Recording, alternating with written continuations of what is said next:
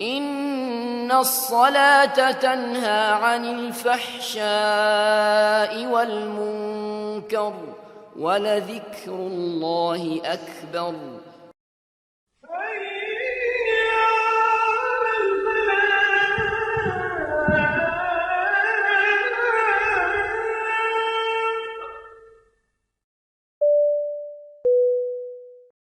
الحمدللہ رب العالمین والصلاۃ والسلام علی رسول نبی الکریم.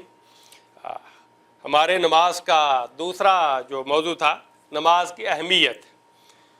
تو قرآن مجید میں اللہ تعالیٰ فرماتے ہیں ہدی و بشریٰ للمؤمنین الذین یقیمون الصلاۃ و یؤتون الزکاۃ وہم بالآخرۃ ھم یوقنون.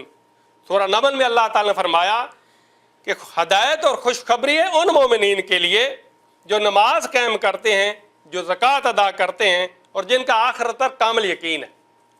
یعنی اتنا اہم ترین فرض، کتنی اہمیت ہے نماز کی کہ اللہ تعالیٰ خوشخبری دے رہے ہیں، اور جس کو اللہ تعالیٰ خوشخبری دے دے اس کے کیا کہنے. دنیا میں اس کو خبری مل رہی ہے کہ جو نماز قائم کرتا ہے، زکوٰۃ ادا کرتا ہے، اللہ تعالیٰ فرمایا ہدی و بشریٰ للمؤمنین، یہی ہدایت پر ہیں اور ان کے لیے آخرت کی کامیابی کی بشارت ہے. تو اتنا اہم ترین فرض کہ اللہ تعالیٰ خوشخبری سنا رہے ہیں، اور یہ اتنا اہم ترین فرض ہے نماز. اتنا اہم فرض ہے کہ اگر انسان نماز قائم کرتا ہے، صحیح طریقے سے نماز ادا کرتا ہے تو مشرک نہیں ہو سکتا. اگر نماز چھوڑ دے گا اس کو شرک سے کوئی نہیں بچا سکتا. اللہ تعالیٰ فرماتے ہیں منیبین علیہ واتقوہ واقیموا الصلاۃ ولا تکونوا من المشرکین. سورہ روم. فرمایا اللہ کی طرف رجوع کرتے ہوئے اسی سے ڈرو اور نماز قائم کرو، ولا تکونوا من المشرکین، اور مشرکوں میں سے نہ ہو جاؤ. مشرک و مومن میں فرق ہی کیا ہے؟ مومن کا سر اللہ کے آگے جھکتا ہے، وہ رب کو سجدہ کرتا ہے، رب کے علاوہ کسی کو سجدہ نہیں کرتا، ایک رب کا ہو کے رہتا ہے. اور مشرک در در پہ سجدہ کرتا ہے، حجر کو سجدہ، شجر کو سجدہ، اپنے جیسے انسان کو سجدہ، سورج کو سجدہ، چاند کو سجدہ، آگ کو سجدہ، مٹی کو سجدہ. اس لیے کہ جب انسان رب کو چھوڑ دیتا ہے تو رب اسے گرا دیتا ہے، کیونکہ انسان کو اللہ تعالیٰ نے پیدا کیا احسن تقویم، سب سے ساری مخلوق سے افضل.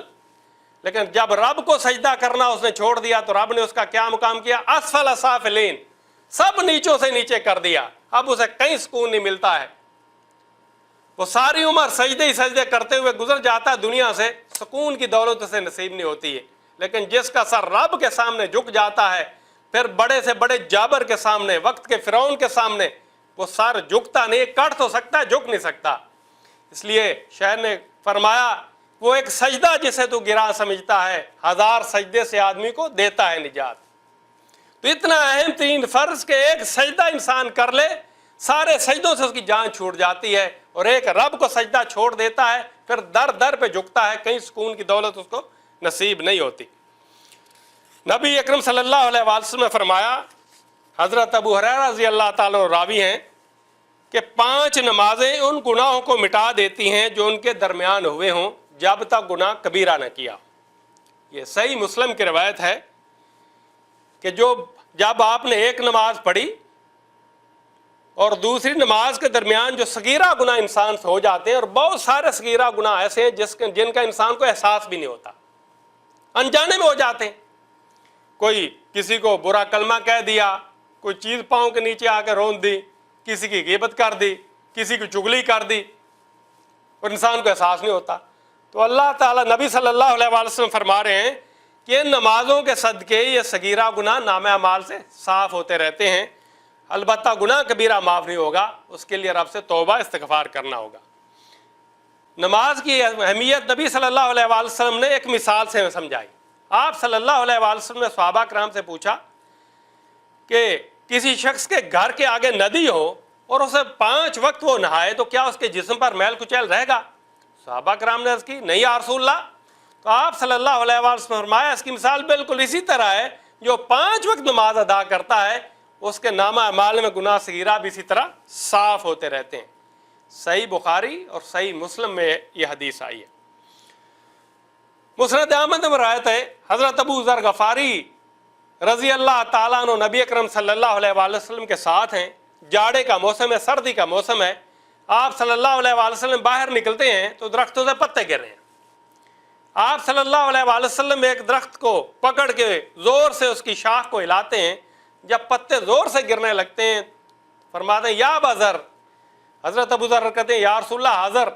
آپ صلی اللہ علیہ وآلہ وسلم فرماتے ہیں کہ جو شخص صحیح طریقے سے وضو کرتا ہے اور نماز کا خشوع و خضوع صحیح طریقے سے ادا کرتا ہے اور اس کا سجدہ اور رکوع بھی صحیح ادا کرتا ہے تو اس کے گناہ اس طرح جڑتے ہیں جس طرح یہ پتے جڑ رہے ہیں. دیکھیں ہم صحیح طریقے سے نماز ادا کریں, پورے لوازمات کے ساتھ نماز ادا کریں تو اس طرح گناہ جڑتے ہیں جس طرح درخت سے پتے جڑ رہے ہیں. سردی کے موسم میں ہمیں پتہ ہے کہ درخت سے کس طرح پتے جڑتے ہیں. تو عملی مثالوں سے نبی صلی اللہ علیہ وآلہ وسلم نماز کی اہمیت بتا رہے ہیں کہ اتنا اہم ترین فرض ہے جس کی طرف سے ہم غفلت کر جاتے ہیں. حضرت عبادہ بن صامت رضی اللہ تعالیٰ عنہ سے روایت ہے, حضور صلی اللہ علیہ وآلہ وسلم نے فرمایا یہ 5 نمازیں ہیں فرض کیا اللہ نے ان کو جس نے اچھا وضو کیا, ان کو ان کے صحیح وقت پر پڑھا اور ان کا رکوع و خشوع صحیح طریقے سے ادا کیا تو اللہ تعالیٰ کا وعدہ ہے کہ اللہ تعالیٰ اس کو بخش دے گا. صحیح مسلم کی روایت ہے. اس سے بڑی اور خوشخبری ہمارے لیے کیا ہو سکتی ہے کہ ہم صحیح طریقے سے نماز ادا کریں اور رب ہمیں بخش دے, اور جس کو رب بخش دے اس کو جنت میں جانے سے کون روک سکتا ہے. تو کتنا اہم ترین فرض ہے نماز جس سے ہم غفلت برتے ہیں. اور پھر نمازوں میں عصر اور فجر کی نماز کی بڑی اہمیت ہے کیونکہ عموماً انسان سے جو غفلت ہوتی ہے ان 2 نمازوں میں ہوتی ہے. عصر کی نماز میں کام میں مشغول ہوتا ہے, کہتا ہے اچھا یہ کام کر لوں یہ نپٹ جائے پھر ایک دفعہ نماز پڑھتا ہوں, اس طرح وقت گزر جاتا ہے. اور فجر کے وقت سویا ہوتا ہے, بڑی پیارا نیند کا وقت ہوتا ہے, آنکھ نہیں کھلتی اور رات کو لیٹ سوتا ہے, آنکھ کھلتی بھی پر شیطان تھپکی لگا کے سلا دیتا ہے. تو ہم اگر سروے بھی کریں تو سب سے زیادہ جو نماز قضا ہوتی ہے انسان کی فجر کی ہوتی ہے. دیکھیے ان نمازوں کی نبی صلی اللہ علیہ وسلم نے کیا اہمیت ہمارے سامنے رکھی ہے.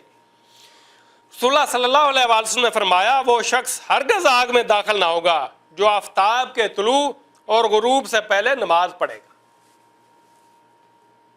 یہ 2 نمازیں جو پڑھے گا وہ آگ میں داخل نہ ہوگا, کیونکہ جو 2 نمازیں پڑھ لے گا باقی نمازیں تو ویسے ہی آسان ہیں, باقی تو بالکل پڑھنے والا ہوگا. اور حضرت جندب کسرا رضی اللہ تعالیٰ عنہ سے روایت ہے نبی صلی اللہ علیہ وسلم نے فرمایا جس نے فجر کی نماز پڑھی, فجر کی نماز باجماعت پڑھی وہ اللہ کے ذمہ میں ہے, یعنی اس کے عہد و امان میں ہے. یعنی فجر کی نماز آپ نے باجماعت پڑھی, پورا دن آپ اللہ تعالیٰ کی حفاظت میں. تو جو اللہ تعالیٰ کی حفاظت میں اسے کون نقصان پہنچا سکتا ہے. تو آپ رب کی حفاظت میں آنا چاہتے ہیں تو فجر کی نماز باجماعت پڑھیں, اللہ تعالیٰ پورا دن آپ کی حفاظت فرمائے گا. حضرت عثمان رضی اللہ تعالیٰ عنہ راوی ہیں, آپ صلی اللہ علیہ وسلم نے فرمایا جو شخص عشاء کی نماز جماعت کے ساتھ ادا کرے گویا اس نے آدھی رات عبادت کی, اور جو فجر کی نماز باجماعت ادا کرے گویا پوری رات عبادت میں کھڑا رہا. یعنی آپ تو عشاء کی نماز پڑھ کے سو جائیں, ساری رات سوئے رہیں, پھر فجر میں اٹھ کے فجر کی نماز باجماعت پڑھ رہے ہیں, ثواب کتنا ملے گا. ساری رات آپ نماز پڑھتے رہیں, ساری رات اللہ تعالیٰ کی عبادت کرتے رہیں. یعنی رب تو اپنے خزانے لوٹانے پہ آیا ہوا ہے, اس کے خزانوں کے تو منہ کھلے ہیں, اور ہم ہی غفلت میں مبتلا ہو جاتے ہیں کہ اچھا ابھی پڑھتے ہیں, اذان ہوئی, اقامت ہوئی, عشاء کی نماز گزر گئی, کھانے میں مصروف تھے, گپ شپ میں مصروف تھے, کوئی دوست آ گیا بیٹھے, وقت گزر گیا. فجر کو سوئے رہے, جو خاص وقت رب کی عنایت کا وقت تھا, جس وقت رب عنایت فرماتا اس وقت ہم سوئے رہے. پھر رب کے خزانے کہاں ملیں گے. انہیں رب اس طرح لوٹائے کہ آپ 1 گھنٹہ لگائیں اور رب 12 گھنٹے کا اجر و ثواب دے, اور پھر بھی ہم اس سے غفلت برتیں, تو ہم جیسا بدقسمت کون ہو سکتا ہے.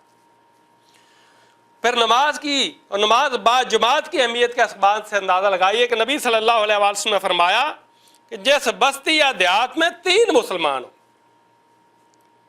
یہ نہیں کہ گاؤں مسلمانوں کا ہو, یہ نہیں کہ شہر مسلمانوں کا ہو, یہ نہیں فرمایا کہ ملک مسلمانوں کا ہو, فرمایا جس بستی یا دیہات میں 3 مسلمان ہو وہاں جماعت کے ساتھ نماز نہ پڑھی جاتی ہو تو شیطان ان پر غلبہ پا لیتا ہے. فرمایا اے مخاطب جماعت کے ساتھ نماز پڑھنے کو اپنے اوپر لازم کر لے, کیونکہ بھیڑیا اس بکری کو شکار کرتا ہے جو اپنے چروائے سے دور اور گلا سے الگ ہو جاتی ہے. نماز با جماعت کی اہمیت کا اندازہ لگائیے کہ اگر نماز با جماعت آپ نے چھوڑ دی، شیطان آپ کو شکار کر لے گا، جس طرح ریوڑ سے الگ ہونے والی بکری کو بھیڑیا شکار کر لیتا ہے۔ تو شیطان کی چالوں سے بچنا چاہتے ہیں تو پھر ہمیں با جماعت نماز ادا کرنی ہوگی اور نماز کا نظام قائم کرنا ہوگا، اس کا اہتمام کرنا ہوگا۔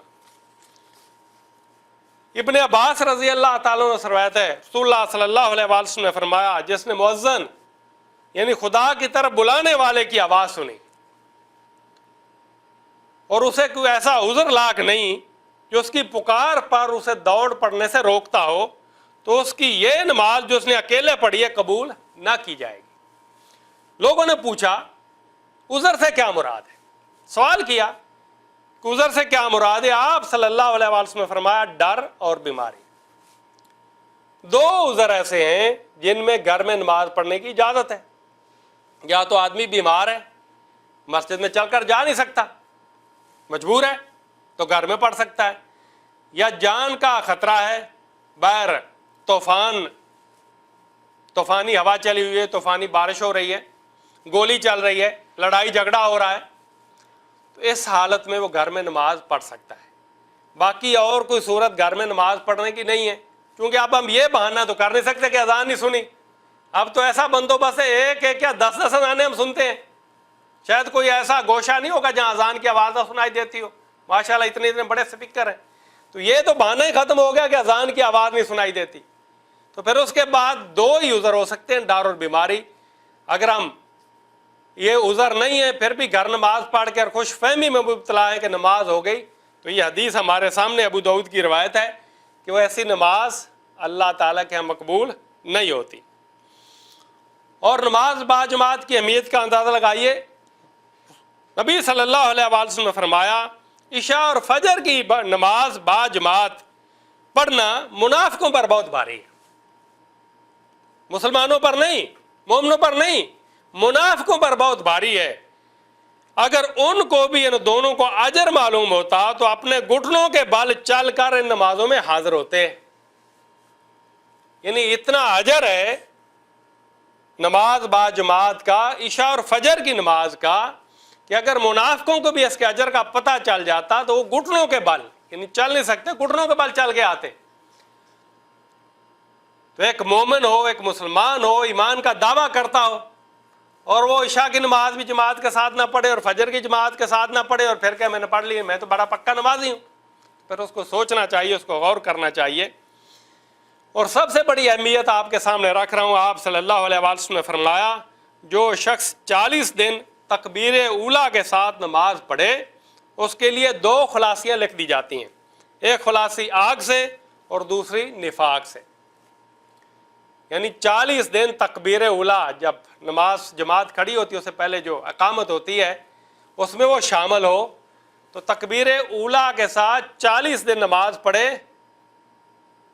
تو اللہ تعالیٰ ایک تو نفاق کا جو مرض دل میں لگ گیا نا وہ دور کر دے گا، اور دوسرا جہنم کی آگ سے اس کی خلاصی لکھ دے گا۔ تو اس سے نماز با جماعت کی اہمیت کا اندازہ لگائیے۔ نماز پڑھنے کی اہمیت ہمارے سامنے آئی،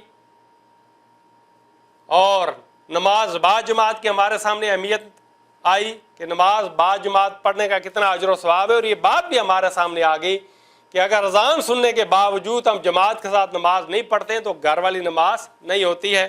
اللہ تعالی ہمیں پکا نمازی بنائے اور با جماعت نماز پڑھنے کی توفیق عطا فرمائے۔ وما علینا الا البلاغ۔